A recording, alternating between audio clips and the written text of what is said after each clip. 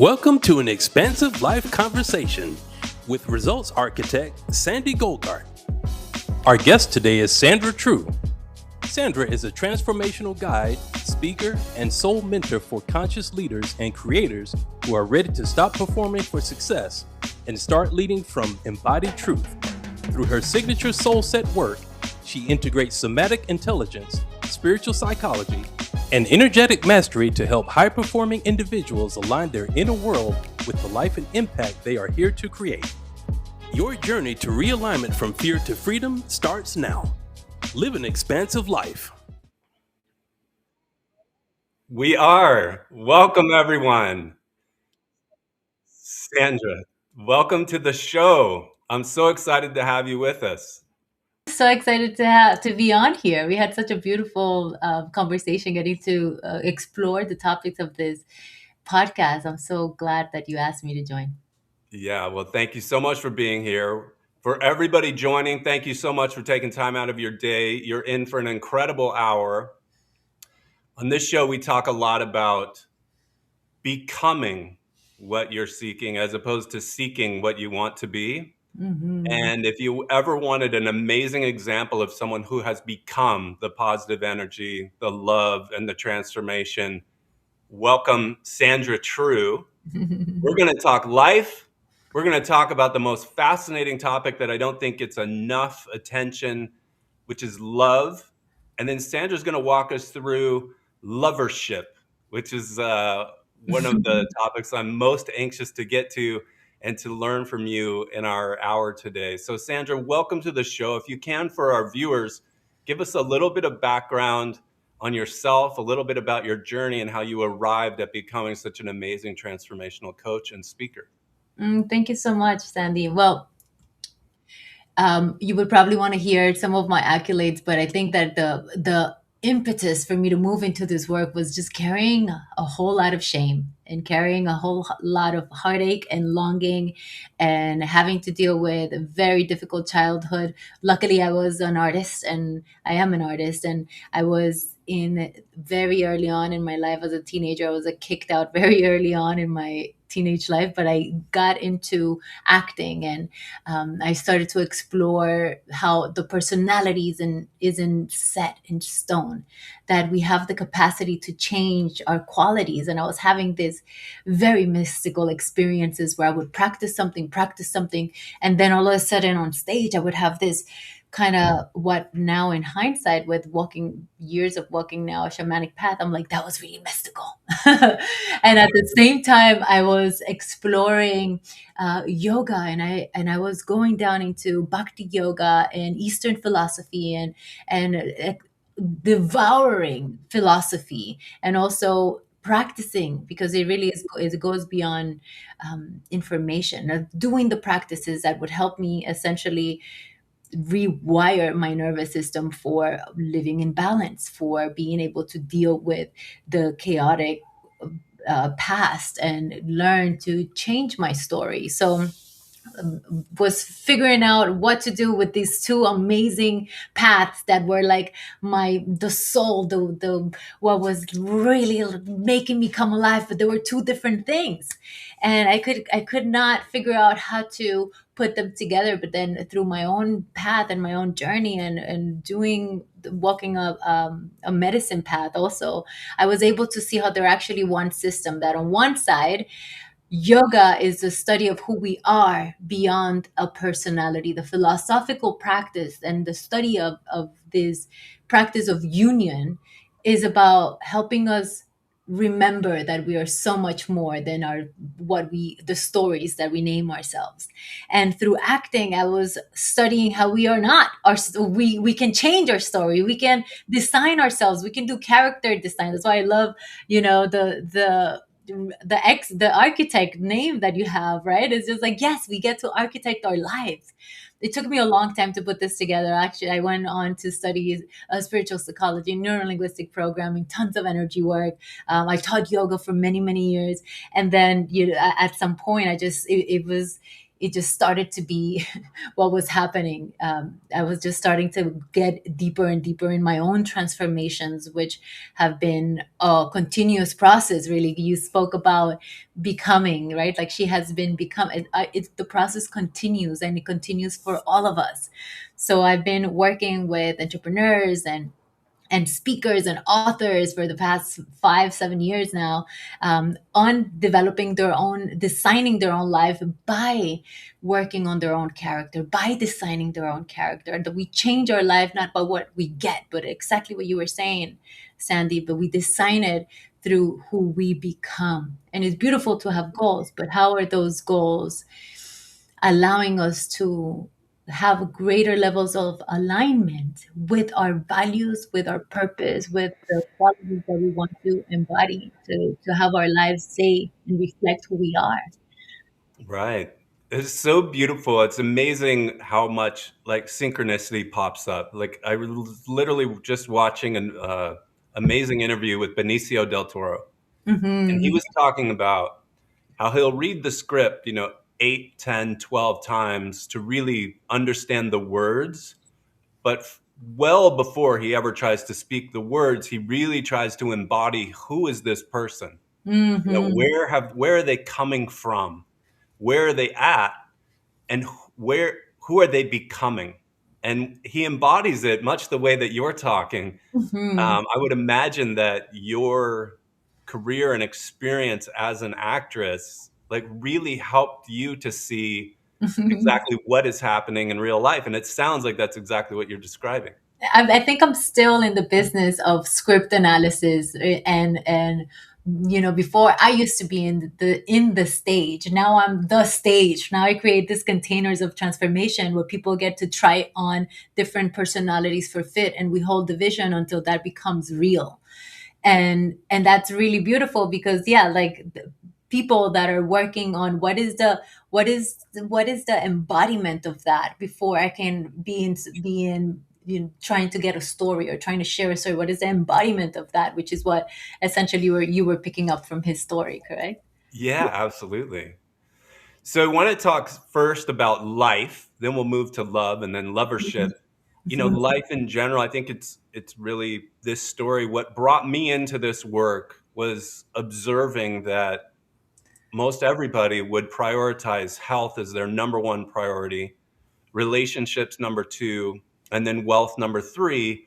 But in action, you could observe, and I'm observing myself during this time, the pursuit of wealth.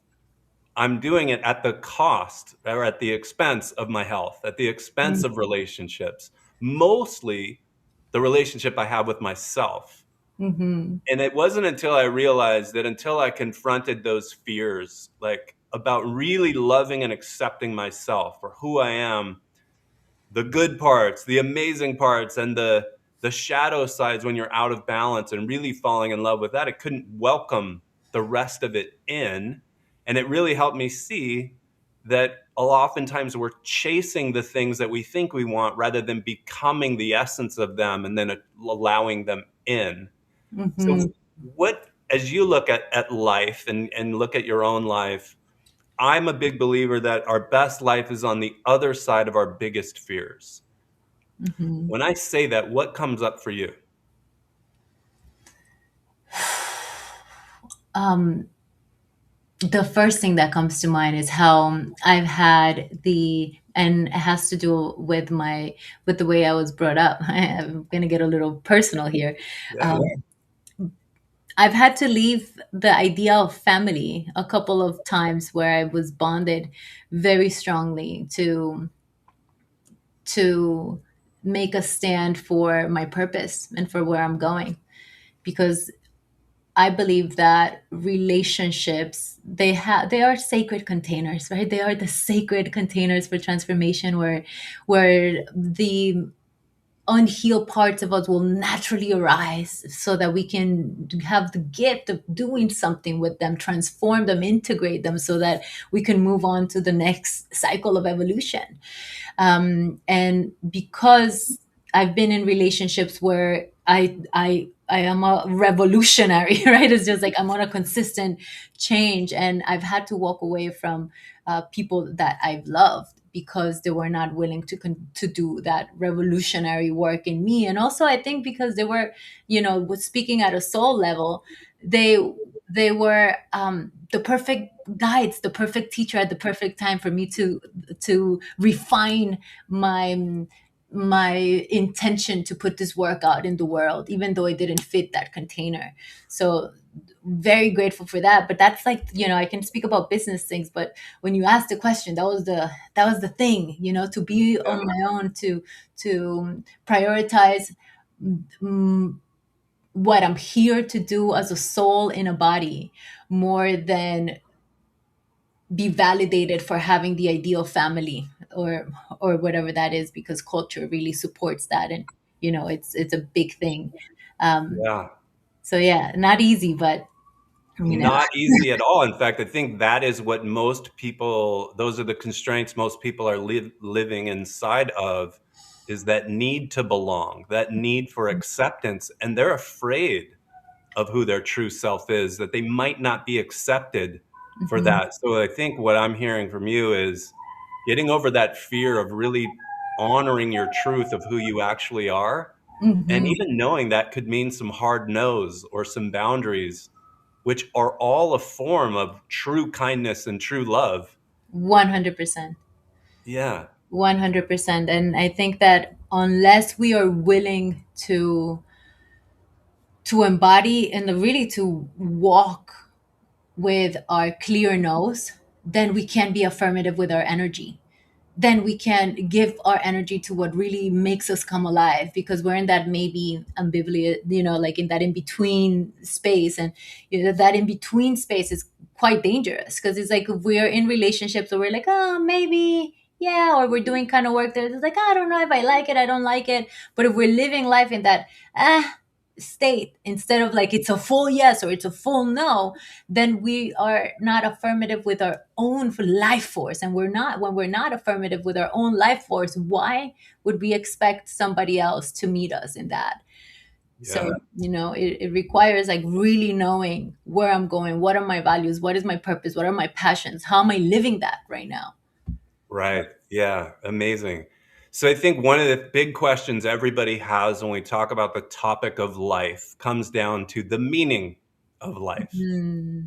Can you share your thoughts on how you approach that subject for yourself and for your clients when the topic of the meaning of life comes up? Yeah, and it's so different because with all things, we're always going to be right for whatever it is that we decide. So the meaning of life must be a personal, right?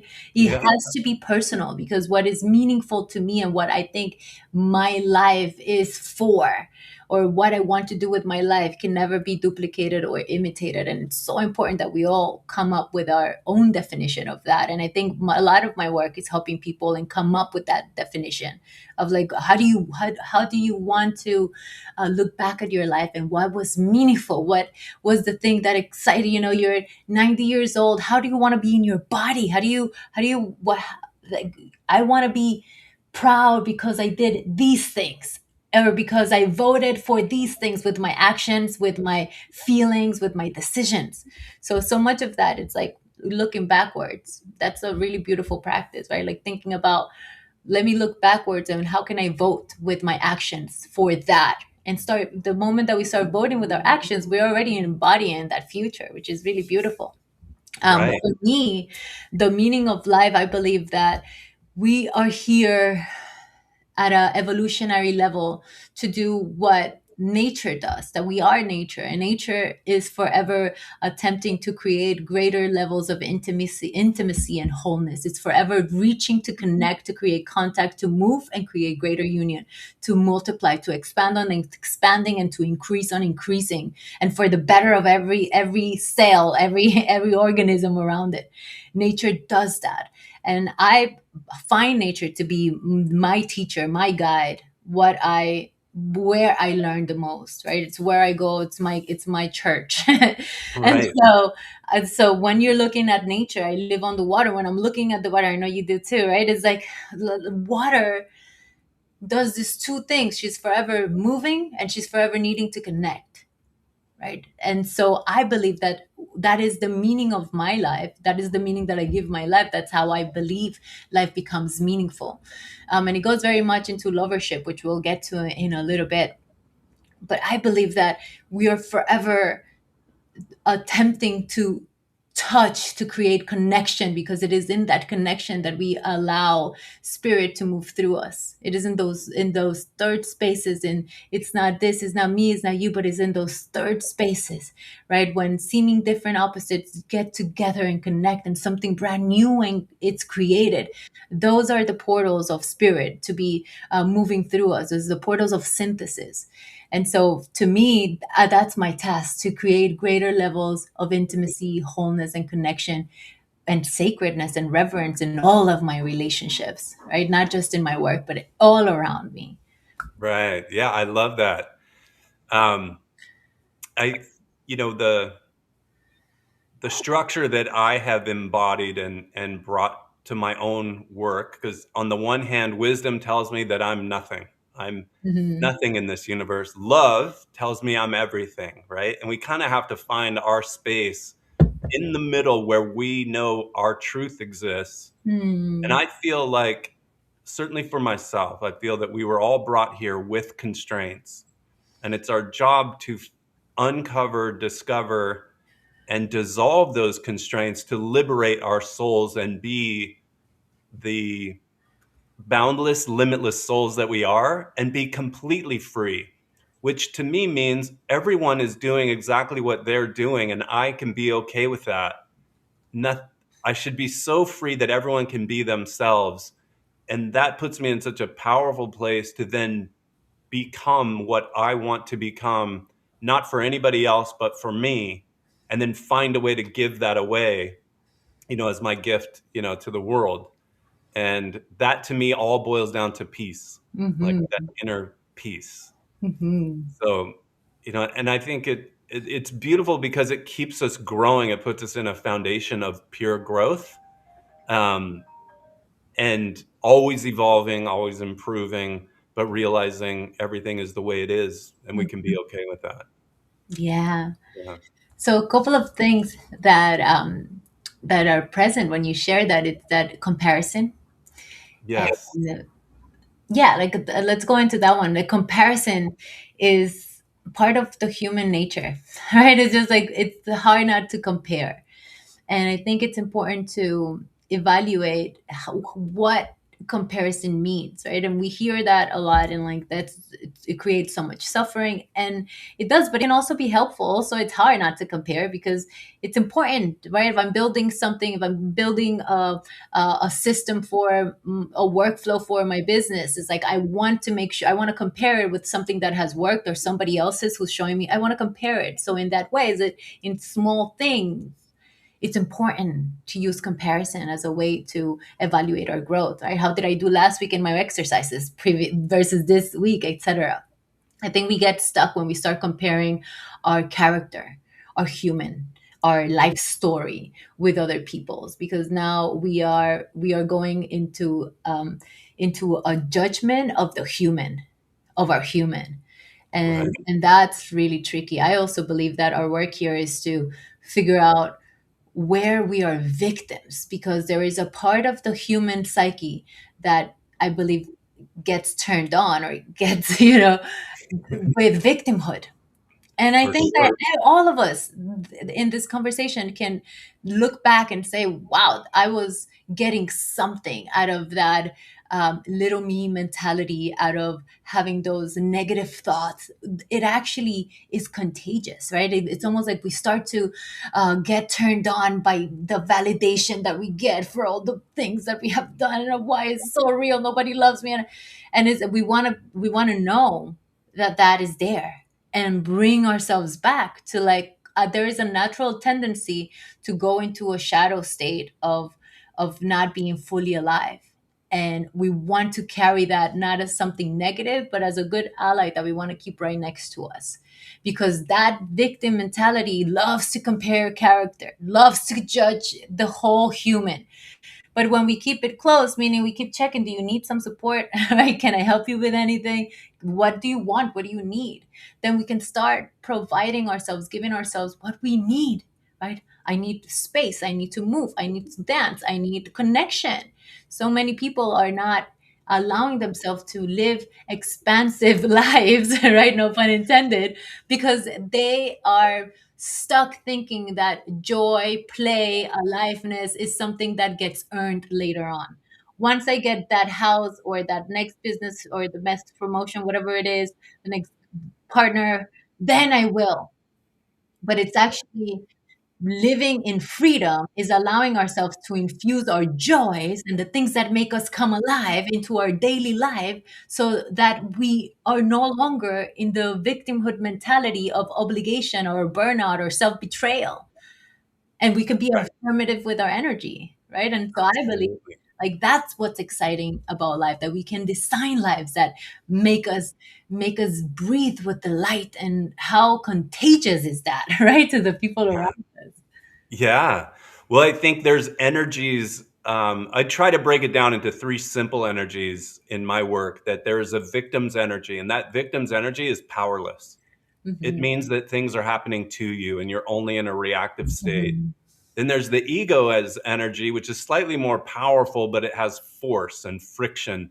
You're trying to prove, and force life to be the way you think it needs to be so that you can be okay. But the Mhm. soul's energy is powerful when Mhm. you really learn that there are no restrictions. All right. You get to step into who you are, your most powerful self, and then you become a change agent, right? A Mhm. powerful magnet of change Totally. for whatever you want your life to be. And Yes. so the comparison, I think, as you mentioned, is human. It's very natural to do it. One of the constructs that I've used is looked ahead, and I've created, like Benicio del Toro did. My character at 80 years old has very specific attributes that I want. And I put those out there and I let him talk back to me and Mhm. guide me with more patience, more compassion, Mhm. but also this approval that, you did things the right way to align so that you could end up like me when you're 80 years old. And that's Mhm. kind of the healthy way I've tried to use my ego in comparison to say, what would my 80-year-old version of myself want me to do today? How would he want me to respond? What action would he want me to take? Mhm. And Yeah. that's, I guess, helped me turn that inside out. What Mhm. what are some of the ways that you use the need to compare as it is for who you're becoming that Mhm. might be able to help someone in the audience? Yeah, a beautiful practice. In many shamanic traditions, we practice using the wise elder as an image to go inwards and to keep and to develop. Right. So I've been working with this wise elder myself as an archetypal force that keeps guiding me to, and also just giving me solace in the many moments where there's nothing else to do. I know that I can go inside myself in a meditative state and see this wise elder and just lay on her lap and have her just look at me with this incredible delight of like how proud she is that I'm doing the thing, that I'm doing the courageous thing and choosing myself. But sometimes there's nothing to do but to allow ourselves to hold what is present, Right.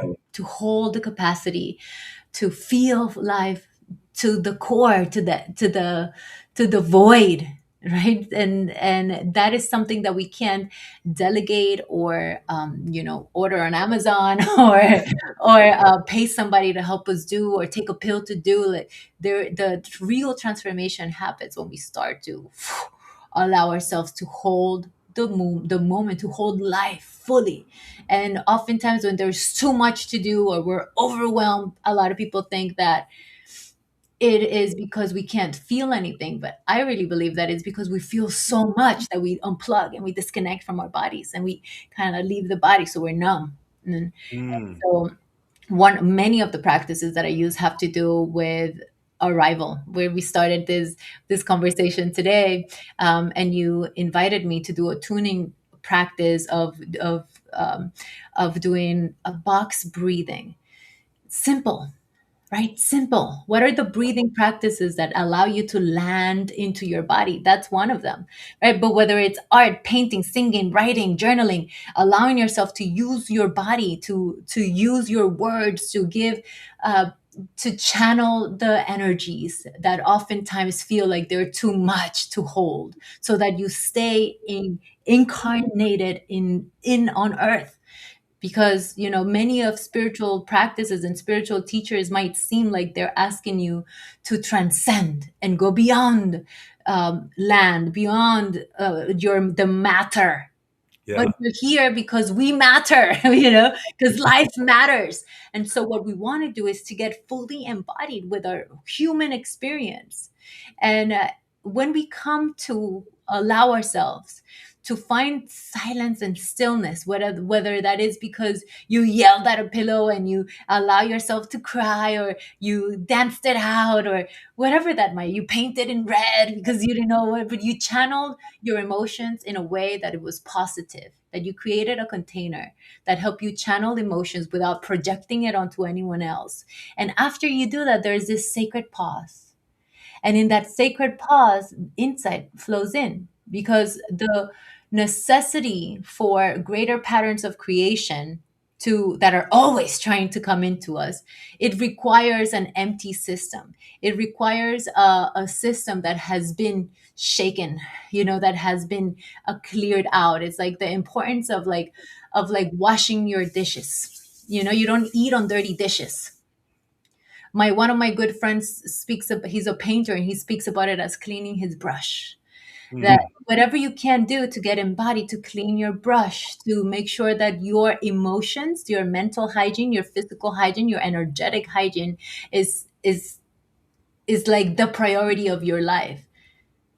Yeah. I think that's Absolutely. it, right? For me. Yeah.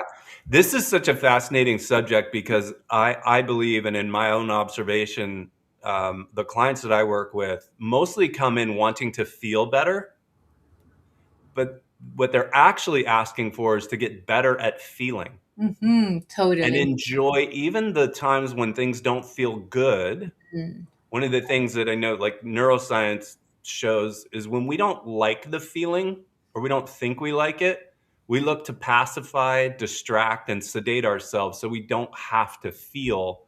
And that's what kind of keeps us in this comfort zone of like, ooh, I found some safe ways to not feel life. But like nature, you have to love all of it. Yeah.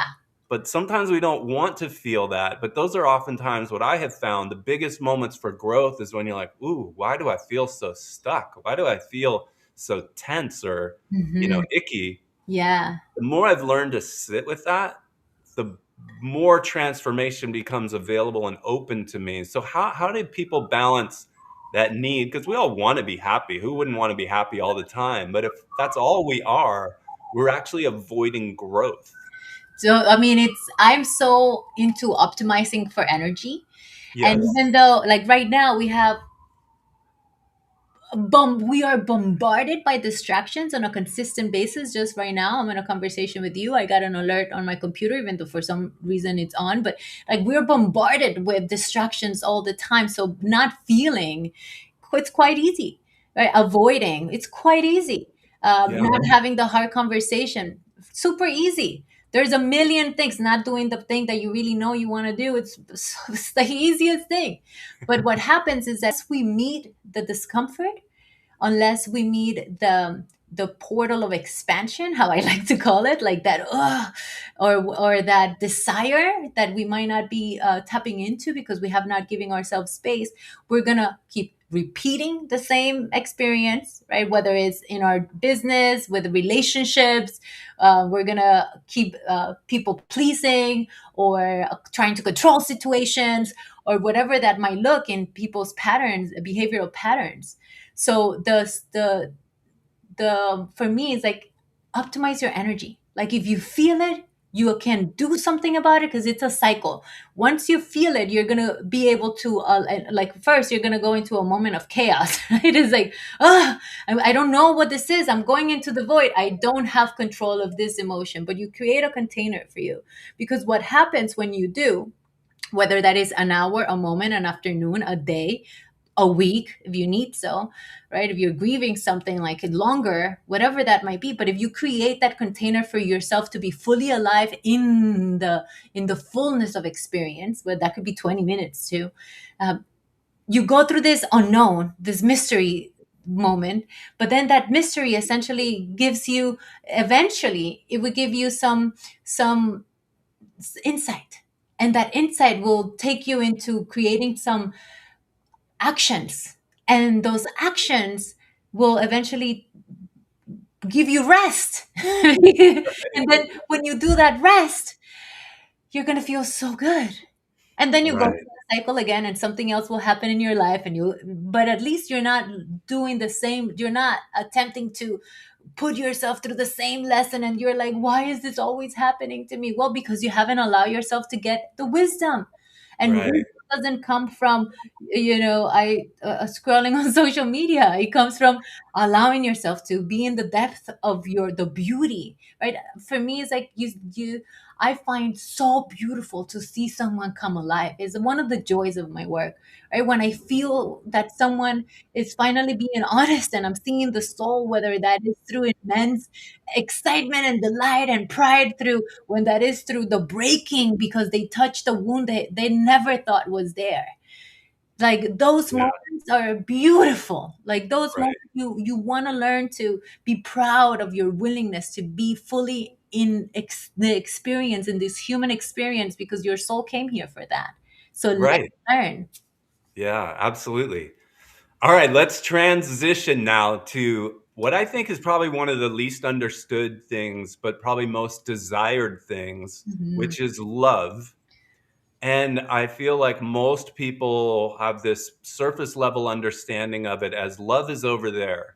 Love is something I want, rather than the essence of who we are is love. And Rumi talks about, don't seek to find love, seek within to find everything you've built as a barrier against love. Rip all that out of there, and you are love. Mhm. What are your thoughts and insights? I know this is a topic that I've heard you talk a lot about. You have some amazing insights. Like, what is your view of love, and how can people have and welcome in more love into their life? Mm. Well, we can look at love as a feeling, we could look at it as actions, but it's really the field that we are all a part of, right? We call it the field through like quantum physics. It's like you can never not be it. Love is what you are. And yet, I'm getting the story of, I'm hearing the story of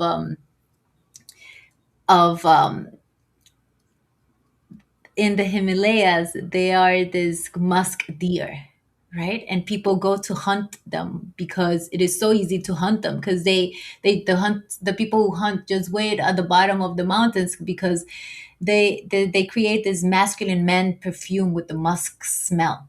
And this musk deer, they around when they hit puberty, they go crazy looking for the scent, right? And they're like looking under the rocks, looking everywhere, jumping from one mountain to the other, from one cliff to the other. They go wide crazy looking for this thing. And so the hunters just wait, they throw themselves off the cliff all the time, you know. Oh, And what they don't know is that it's not outside, it's actually them, it's their own, oh, wow. right? So it's like, so it's the same thing, that love is like, we're forever trying through, whether it is for power, we look for power because we want to be lovable. In relationships, we look for it in accomplishments, in titles and accolades, in significance, and whatever that might be. But oftentimes we're throwing ourselves off these cliffs, not knowing that it's always been inside of us, right? And so That's so true. it's really the journey of, it really is the whole conversation we've been having, Sandy, that Right. it is the process of becoming very intimate with that inherent longing that you must have as a human.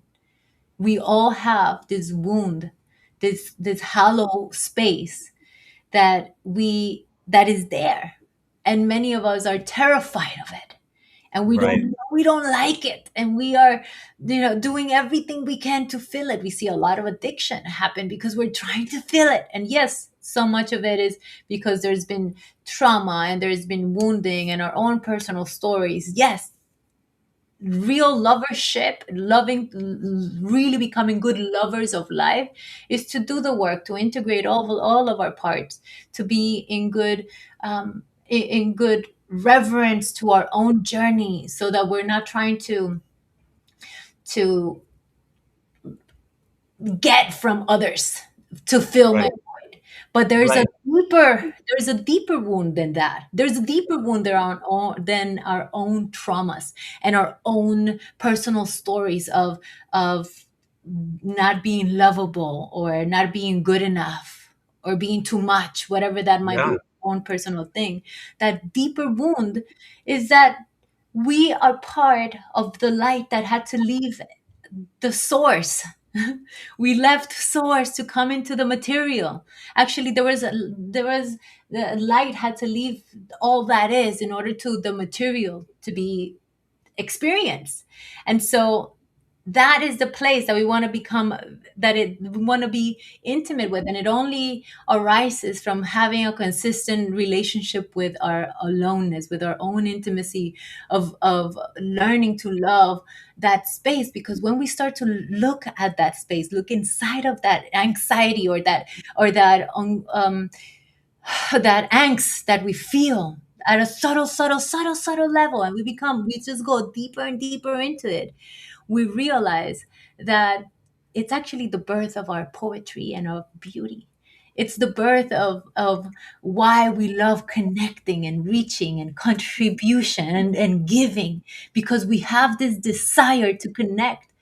And when we allow ourselves to connect deeply to ourselves, we become the artist of our lives, because we know that it is through creating connection in our lives, connection with others, connections with our purpose, connection with our lives, connection like in big contribution, we start to feel that source that we once left move through us. Yeah. And so, Yeah. you could look at it like that wound. It's like the space that only God can fill. It's like only God can fill whatever, or only your aliveness can fill whatever that means for you. Yeah. So, like, I think of love as it is on the other side of your greatest fear, which is that you're not enough, Hmm. that somehow you have to be something else. You have to dress a certain way, accumulate certain things to suddenly be enough. And when you strip all of that out and just realize, I'm enough. Like, I came into this world. No one looked down and said, when you were born, Sandra's a beautiful miracle.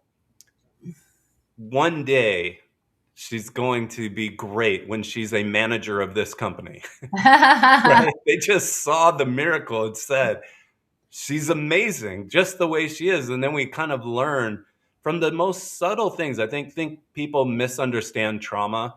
They think that something big had to happen, and certainly have compassion for people who have had like unthinkable things happen to them.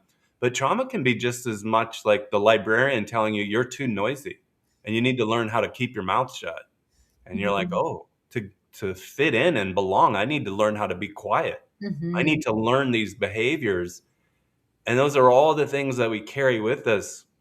But when we strip all that out and we realize I have a beautiful voice, I have things that, are true to me, my truth that I want to stand on. And then doing that, that is my most powerful self. And it kind of puts truth equal to love to me. I Yeah. think kindness and love are truth. And Hmm. we can live with objective truth as it is, just the way it is. That's love, right? To me. Hmm. Yeah, I was speaking to one of my friends, who wrote this beautiful book called Love and Truth. I was like, I think that's like, love, joy, truth, expansion. They are other names for God. If you Mm. feel yourself inside of truth, if you feel yourself inside of joy, if you feel yourself inside of expansion, is that feeling of belonging, of connecting, of being like fully here, right? And like when we're speaking about love, we could also just speak about isness and such, and like here. So our job to feel love is to land, to arrive, to be here. Is we can experience it any other way but to be in relationship with this now intimate moment. And it is Yeah. precious. It is so precious when you think about it like that, because it is too simple. Right? It's like it has to be something really hard. It Right. has to be something that I have to work towards in order to have. But it's like if you look at the birds, if you look at the ocean, you look at, you look at like, wow, these these butterflies, they have the capacity to just go to the right place when it gets a little cold, and right, like the squirrels are doing this thing of like of harvesting, like putting seeds away for the winter, even though many of them have never experienced the winter. We're like, this is majestic, right? Like Yeah. nature is majestic. It's God. Wow, look at these flowers, how they face the sun. And somehow, the ego doesn't only show up when we think we're too big, it's also when we think we're too little. Somehow we think that we are not that. Right. Somehow we think that we are less than that, or that we have to prove ourselves. Like, you are the elements of existence. You are water, you are fire, you are air, you are earth. Like, that is the most sacred thing ever. Yeah. And like, recognize that you are valuable. You're desired by existence simply because you are existence itself.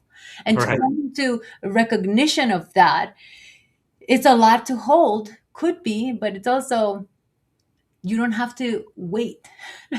Right. Exactly. It's just remove all the barriers that are in the way of you realizing that's who you are to begin with. Right? Yeah. Like literally those 5 elements of the universe, that's what we're all made of. Hmm. That's beautiful. So you mentioned a term in one of our conversations that just was kind of one of those light up moments when you said lovership. You Hmm. were playing with it as a more powerful word.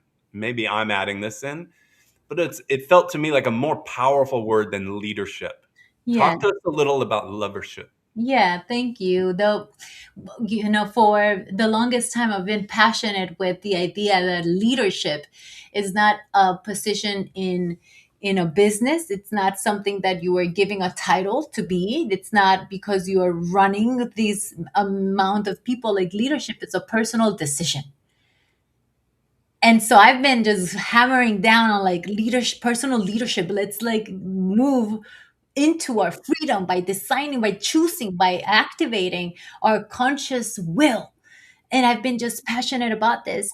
And in the past year and a half, it just kind of came through me, which is like, there's a more powerful way of living besides just leading our lives, which is lovership, right? And lovership is really about putting the things that matter to us, putting our relationships, putting the the preciousness of our life in center stage, like before everything else that we do, that it goes center stage of our lives. And what happens when we do that, I think the 80-year-old us will be quite happy. Right? For sure.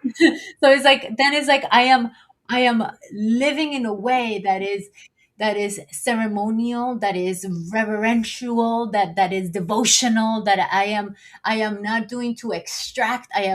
I am taking the full responsibility of doing the work of really understanding my set wiring of my nervous system, my expectations, my traumas, and doing the best I can to integrate all of that so that I can show up for what I love without expectation, without a necessity for a transaction.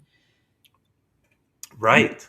Most of our, Exactly. yeah, how we were taught to love is, as I'm sure you know, is it is codependent, right? I give you this and then you give me something back. Yeah. But Yeah. love is not like that. Love is like, can I be a pillar for your life, period? Because Yeah. it's good to me. But we can't do that unless we are filled with our own love. Exactly. Exactly. Really well said. Yeah. If we're not love and anchored in it, it's Hmm. very hard to welcome it in and let people just be who they are. Yeah. I often, a lot of my business, the majority of it all comes through like corporate interactions, big on leadership. But this Mhm. is one of those words that people are so afraid of. It's like if I show love, I might be taken advantage of. If I Mhm. show who I really am. And there's so much pretending to try to grab power, to try to grab authority, but it's Mhm. all forced. It's all manipulated. Mm. It's so hard to get people to unpack and realize like your real power comes from a place of love. And I've studied tons of different leaders throughout history to kind of narrow down my top 10 list. But whether it's in athletics or business, some of the truly most transformational leaders who leave a legacy, not the ones that come in and like manufacture results that go away when they leave, but really create an ecosystem, all stand. They're a stand for love as the pillar of their work. Why do you think it is so hard for business people and other leaders to embrace love and really see that like their teams, for example, have the same primal needs that we all have to feel safe. So if you Mhm. don't feel safe, how can you really do your best? But then you see leaders kind of pounce on that and say, well, I'll lead through fear because I know I can get short-term manipulation. Mhm. But our 80-year-old selves have got to just be looking down, just shaking their heads saying, you Yeah. don't get it yet.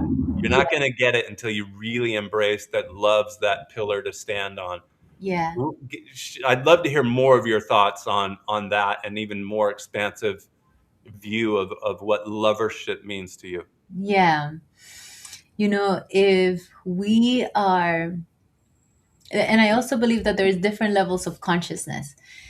And again, what's optimal with our energy, right? So like the way that I understand life is that there's only one person in the room. There's only one person ever that we're having a relationship with, that we're having a conversation with. There's only one person in the room. What does that mean? Is that life is like a boomerang, right? It's like every action, every word that I'm throwing, it's like it's coming right back at me. Maybe not today, maybe not in this relationship or this business transaction. It's coming at some point. Life is circular. If we look at every particle of light is a sphere. The earth is a sphere. Our energetic body is a sphere. Everything goes around. What goes around comes around. And so it's just optimizing for our energy. So if I'm forever loving myself, right? It's just like I'm forever in a relationship of one. I'm forever loving self, not just self as the ego of Sandra, but self as the source that is moving through me. So I can do that simply by when I'm paying at a cashier. Hello, I'm looking at you in the eyes. I don't have to love you, and I don't have to tell you all my traumas, and I don't have to, be vulnerable. People confuse vulnerability oftentimes as like I have to just open up and share everything with you. It can also be looked at, just be open. Yeah. Find that being open is more powerful. Be open, be present, show yourself. Give people dignity by acknowledging their existence wherever they are. And if you are meeting everyone in that way, you're meeting yourself for sure in that way. So it's like meet yourself with that level of dignity so that it becomes second nature. That all your transactions, that everything that you do, that you create a life where you are a beauty maker, that you're walking a path of beauty, that you can leave every place more beautiful than you found it because you looked at someone and you asked, by calling them by their name, hey, I heard you speak about that last week. How is your son doing? Personal. It's not about like oversharing, it's about giving the dignity of a human to feel seen, giving Right. yourself the dignity of saying I see you, because that's intimacy. It's not about like, we don't have to be best friends with absolutely everyone, because having boundaries is a way to optimize our energy as well. But if we start to live in a life where it's like, this is my garden, and understand that your life, just like your body, is your garden, and that the way that you treat all the seeds in this garden, all the plants in this garden, will just be what flourishes for you. And that you never, it really is not about who is watching, but it's about how do I want to view life when I wake up in the morning? What kind of garden do I want to see? They've done studies on the people that are the most likable people in many colleges. They did these studies, right? Yeah. And most Yeah. likable people were not the sports, the people who were killing it in sports or in academics. They were simply the people who liked people more. Right? They're the people who really like people. And so it's just a choice. It's a decision to pay attention again, to land in the experience, to pay a detail to, it's like God is in the details, to give a pause before you respond so that you can be present with what somebody else is saying. It's so simple. Love is about arriving into truth, into joy, into aliveness, into expansion. We were back at the same conversation, right? It's like, Right. can I emanate that? How can I become like an acupuncture point into the planet so that where I go, there's harmony all around? Like, so vibrant. If we can Right. all do that, like we're all igniting each other like healthy viruses. And so that's the garden I choose to live in. Mhm. Yeah. Oh, that's so great. So I know that one of the most important things in my work is to anchor in and develop the proof to people so that they can see they can accomplish more by leaning into love, like by having that as your pillar, as a leader. Because leaders are afraid, if I do this, I'm going to lose control of my team. I'm going to have bad results. I'm going to get fired. I'm going to be made fun of. What will people be saying about me?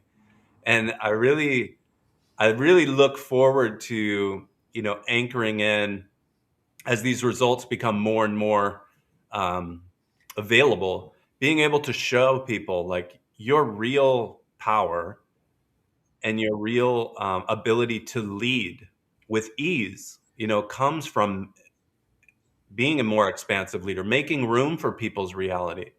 Because when you make room and honor their reality through their own experience, level of awareness, and everything else, like that's their truth. And if they don't feel like they get to live in their truth, they're not going to like who they are when they're at work or when they're on your team. So, how could they possibly perform their best?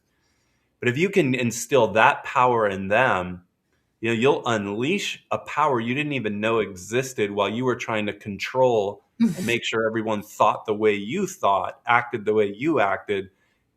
And that's just like the least powerful position you could be in. There's one study in particular right now that's on my mind. It's a Gallup study that showed just from 2020 to 2025, the percentage of people who feel like there's anyone, especially their boss, that just cares about them as a human being has dropped almost 15%.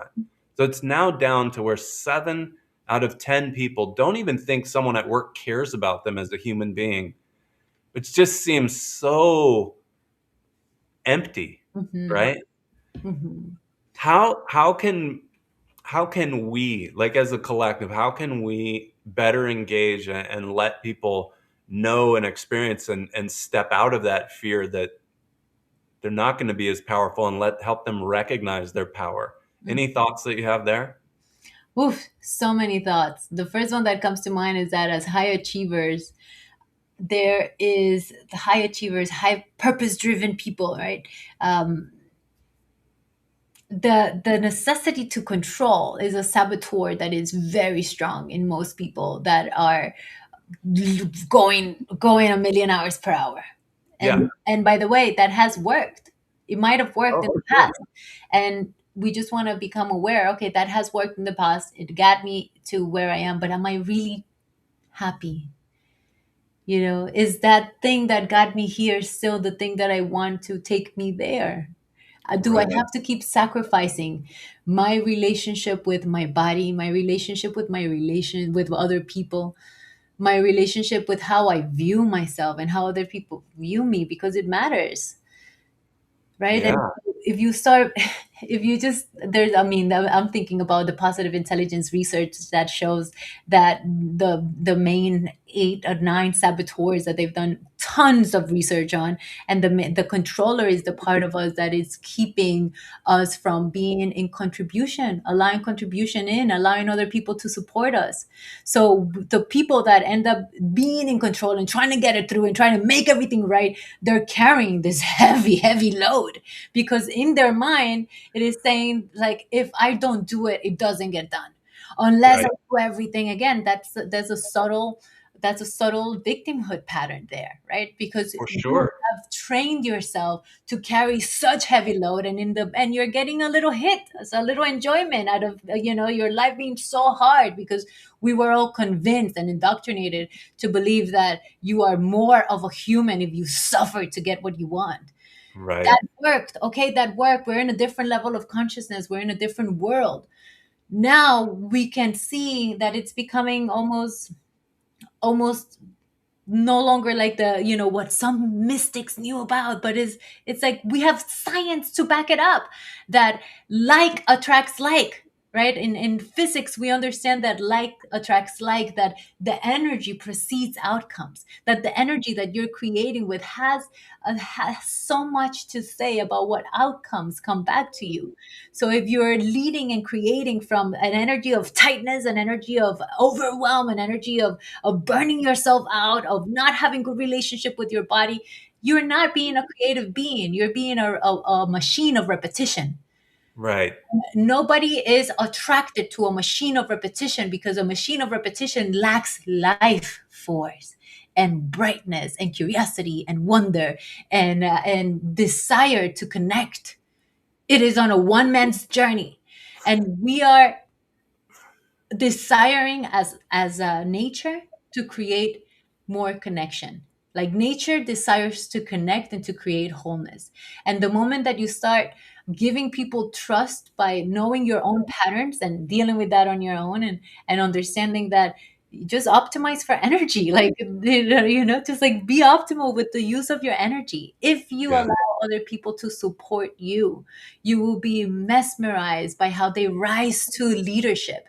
But if you walk into a presentation or a meeting, and you just, before you go in, you know that the people are not at your level, and you know that they can't get it done, and you know that it's going to be up to you, and someone's definitely messed up because that has happened to you in the past, and you carry that predictive mind and that expectation, you're most likely going to get that. But if we Right. go with like, guys, we're all leaders here. Help me figure this out, and just start masterminding. Now people are curious. Now people are one. Now you're activating play and curiosity, and also you're allowing dignity. That you're not seeing yourself as higher than. You're allowing the space of sameness, and really thinking about other people's nervous system relaxing so that creativity can pour in. Like that's a person you want to be around. So that makes you magnetic. And what you do in one area, if you start to practice this in your work, it starts to spread every area of your life. So Right. so it's a very intelligent way of using your energy. Yeah, and not only in your life, that it certainly has ripple effects into your health, your relationships, your own wealth, your purpose, but the ripple effect it has on your team members' lives, on their relationships, on like Mm. pretty soon everybody in the ecosystem loves who they get to be, all because of the ecosystem that you've created as a leader. Mhm. Such a fascinating conversation. I, I'm sure we actually probably have tons of questions for people to ask, but it was so interesting. I just kind of got immersed in the conversation, and here we are running out of time. Mhm. Sandra, I want to thank you, along with all of our viewers, for your time today. Thank you for sharing, and thank you for the way that you showed up with the intention to help people. It's very Mm. noticeable. Mm. Joe, did you have anything you wanted to ask?